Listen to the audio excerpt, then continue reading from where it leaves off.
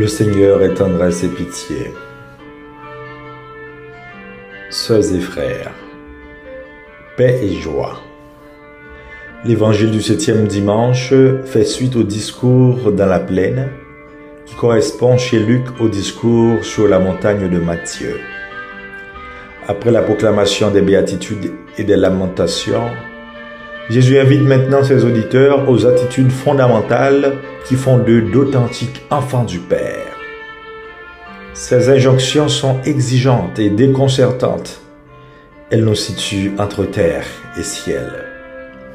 L'épisode de David épargnant la vie de Saül, de la première lecture, reflète deux approches. Primo, la protection de Yahvé.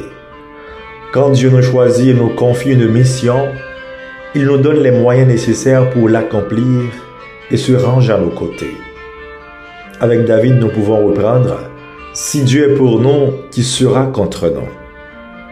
Secondo, la miséricorde de David envers Saül.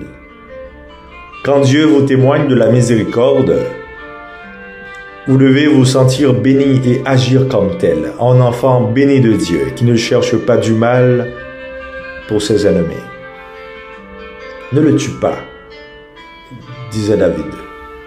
La société d'aujourd'hui ne respecte plus la dignité de la personne humaine, voire les rois du Seigneur. Ils ont osé kidnapper des prêtres du Seigneur. Ils auront un jour compris la crainte de David, qui pourrait demeurer impuni après avoir porté la main sur celui qui a reçu l'onction du Seigneur. Car il rendra à chacun selon sa justice et sa fidélité.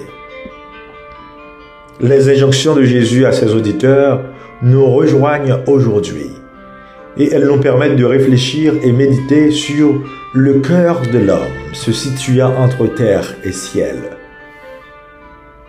Souhaitez du bien à ceux qui vous maudissent, priez pour ceux qui vous calomnient. Est-ce facile? Combien sommes-nous à ne pas vouloir du mal pour nos ennemis? Combien d'entre nous qui ne sont pas tentés par la vengeance? Nous vivons dans une société d'envieux. Nous ne voulons pas voir nos frères et sœurs progresser. Nos succès rivalisent toujours avec ceux des autres. Nous sommes insatiables. Quel projet sérieux, quel avenir prometteur peut-on espérer pour l'Église et la société s'il ne passe pas par l'amour?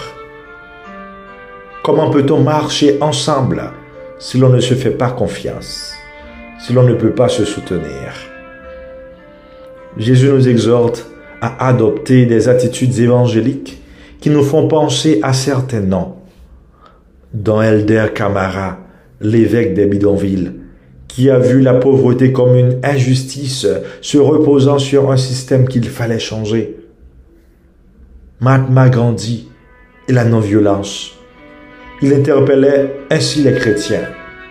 La conscience de l'unité entre les hommes se manifeste par l'amour du prochain. Car sans amour, la vie n'est que souffrance. Aime celui qui t'a fait du mal, que tu condamnes. Alors disparaîtra le voile qui te cachait Dieu et tu connaîtras le sens divin de ton amour. Encore, Monseigneur Oscar Romero, la voix des sans-voix. Il a toujours dénoncé l'injustice et la violence qui affligeaient alors son pays, El Salvador. Enfin, Mère Teresa, surnommée la Sainte des Caniveaux, qui a passé sa vie à soulager la misère la plus sordide, a été adorée par les foules, détestée par certains et souvent mal comprise. Cela peut être aussi votre nom. Il suffit de travailler pour que la paix du Christ s'établisse en toute plénitude dans nos milieux de vie, dans nos communautés. Quels sont les échos de ces paroles de la société actuelle, marquée par l'égoïsme, les conflits entre les nations, la division du monde, la violence un peu partout, l'insécurité généralisée chez nous, le manque de confiance et la faiblesse inacceptable des institutions étatiques. Ces attitudes évangéliques dont parle Jésus passent par la paix et nous ouvrent à la générosité. Dans un monde où les fossés sont abyssaux, très grands entre les peuples. Nous devons travailler pour qu'il y ait moins d'écart entre nous, moins de fossés entre pauvres et riches. Une meilleure répartition des richesses de la terre, car nous sommes tous fils de la terre, animés par l'Esprit qui nous fait crier « Abba », car nous sommes aussi fils de même Père, en Jésus, le nouvel Adam. Ce que vous voulez que les autres fassent pour vous, faites-le aussi pour eux. Non, dit Jésus. Il s'agit de la règle d'or. En d'autres termes, ne faites pas à autrui ce que vous redoutez pour vous-même. Nous devons sortir dans le normal statistique. Tout le monde le fait, je le fais aussi. Nous devons faire la différence. Le cœur du chrétien ne peut pas rechercher que de la réciprocité dans l'amour. Il est d'abord gratuité et générosité. Il est aussi sans mesure. Aimer comme Dieu, c'est l'un des plus grands défis que l'Évangile propose à l'homme. D'ailleurs, il peine à s'aimer lui-même et à se voir à sa juste valeur comme fils de Dieu, libéré du péché. Comment sera-t-il aimer les autres à leur juste valeur, voire aimer ses ennemis et enfin aimer comme Dieu, lui qui est bon pour les ingrats et les méchants? Choisir une attitude de bienveillance et de compassion pour notre ennemi, lui vouloir du bien, prier pour lui, est donc la condition indispensable de notre intégration humaine et croissance spirituelle. C'est le programme de toute une vie qui aboutit à cette invitation. Soyez miséricordieux, comme votre Père est miséricordieux. Le nom de Dieu est miséricorde, nous dit le pape François. Il laisse son cœur se déchirer devant la misère du monde. Il est celui qui nous invite à avoir un regard renouvelé sur le monde, sur nos frères et sœurs, et nous invite à l'espérance alors que les ténèbres nous entourent.